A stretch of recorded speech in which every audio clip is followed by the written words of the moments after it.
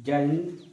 देखते एक सवाल यहाँ पर दी गई हुई है, x + y = 8, x y = 15, तो x³ धन y³ का मान ज्ञात करना है। तो हम ऐसी सवालों को कैसे हल करेंगे, यहाँ पर हम दो नियम बता दे रहे हैं। पहला नियम ये बता रहे हैं, ट्रिक से बता दे रहे हैं।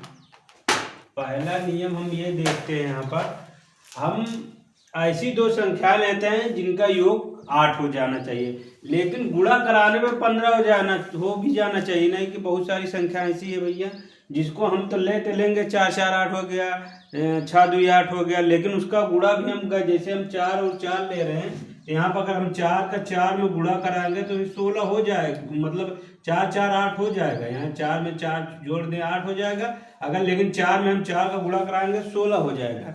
तो हम इनको ना लेते हुए हम यहाँ पर एक आसान ट्रिक बता दे रहे हैं जिसका गुणा कराने पर यहाँ पर आसानी से आ जाएगा। हम पहली संख्या मान के चलो, हम यहाँ पर दो संख्या ले रहे हैं, एक 5 ले रहे हैं, एक 3।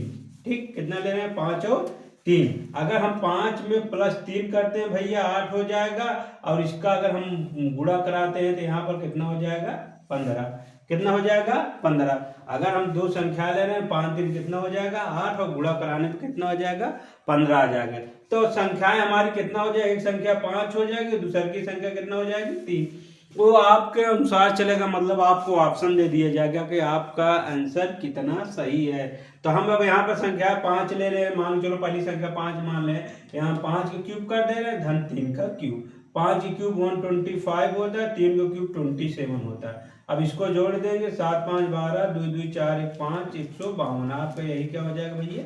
आंसर हो जाएगा। ये आसान सा ट्रिक भैया, आप किसी भी कंपटीशन लेवल में अगर आपको दो संख्याओं का योग दिया है और उसका गुणनफल दिया है तो आपको इसी से आसानी से निकाल लेंगे। ठीक है, अगर अंतर भी दिया है तब भी आपको इसी से लगाना होगा।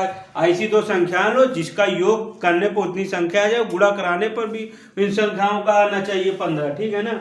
अगर हम दूसरा नियम लगाते हैं तो दूसरा नियम लगाने का मतलब ये है कि दूसरा नियम हम लॉन्ग डिस्क से हल कर लेते हैं। जैसे हमको यहाँ पर संख्याएं दी हैं, हम अगर ऐसी सवालों क्या करते हैं भैया, दोनों पक्षों क्यूब कर देते हैं, यानी x + y का होल क्यूब का फार्मूला होता है x³ धन y³ धन 3xy कोष्टक में x धन y। अब यहाँ पर x + y का मान भैया 8 दिया, 8 के क्यूब कर लेंगे, x³ धन y³ धन 3xy का मान भैया यहाँ 15 दिया है, और xy का मान 8 दिया है। ठीक, एक 512 क्यूब होता है 8 का क्यूब, यहाँ x³ + y³ प्लस यहाँ पर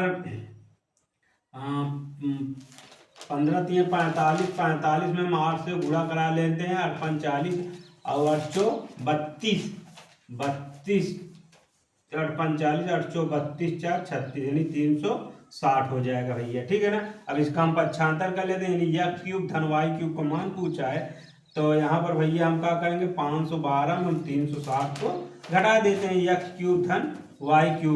यहाँ पर 12 में से यहाँ पर 2 आ जाएगा, यहाँ पर क्या कहते हैं 11 में 6 जाएंगे 5 आ जाएंगे, 4 में 3 जाएंगे 1। तो भैया यहाँ पर हमने दोनों विधियाँ बता दी, एक लॉन्ग कट मतलब है पूरी फुल विधि, एक ट्रिक पे बता दी है। अगर ऐसी आपकी सवालें आती हैं तो आप दोनों नियम से हल कर सकते हैं। जय हिंद।